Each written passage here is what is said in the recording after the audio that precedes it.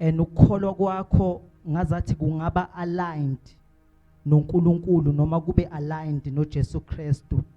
Amen. So that uma ngabe ukholwa kwakho ku-aligned noNkulunkulu noma ku-aligned noJesu, kuzoba khona izinto ozoyibona kuNkulunkulu abantu bengakayiboni, uyibone wena kuNkulunkulu. Bese uthi mawusuhamba emhlabeni ungahambi ngendlela yasemhlabeni, kodwa uhambe ngento oyibone kuNkulunkulu ngenkathi uwedwa kuwe noNkulunkulu. Amen. Lento yokukholwa ifuna ngathi amehlo akho ungawasusa emhlabeni, uthatha amehlo akho uwabhekise kuNkulunkulu. Amen. Bese kuba khona izinto oyibonayo kuNkulunkulu, bese uresponda kulezo zinto oyibone kuNkulunkulu abanye abantu bengayiboni. Amen. Yonke into esinayo nento esiyifunayo angeke siyithole nje, kodwa into esiyifunayo komele siqale siyibone kuqala kuNkulunkulu, bese sithi singayibona kuNkulunkulu bese yena yasehlisela ayehlise kithi.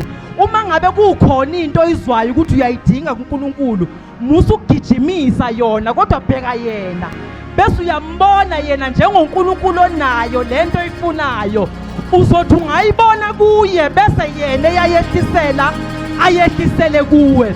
Uma ngabe uzizwa njengazathi awuphilile ngathi uyagula, mbuke, buka yena bese uthi mawumbuka uthi ngemvimbo yakhe siphilisiwe. Ubona imvimbo kube ngathi iyakuphilisa. Uthi mawuqala uhambe emhlabeni ungabe usahamba njengomuntu ogulayo, kodwa ubusuhamba njengomuntu ophilile ngenxa yokuthi ubone yena njengoNkulunkulu ophilisayo. Uthi umuhleli wedwa ungenamandla, ungahlali nje ungenamandla, kodwa ubhekisa amehlo akho umbone yena uNkulunkulu onamandla. Bese athi ngoba uyawabona kimi nawe ngawakho. Angazi ukuthi yini into oyifuna namhlanje kuNkulunkulu, angazi ukuthi yini into oyigijimisayo namhlanje, kodwa bheka yena.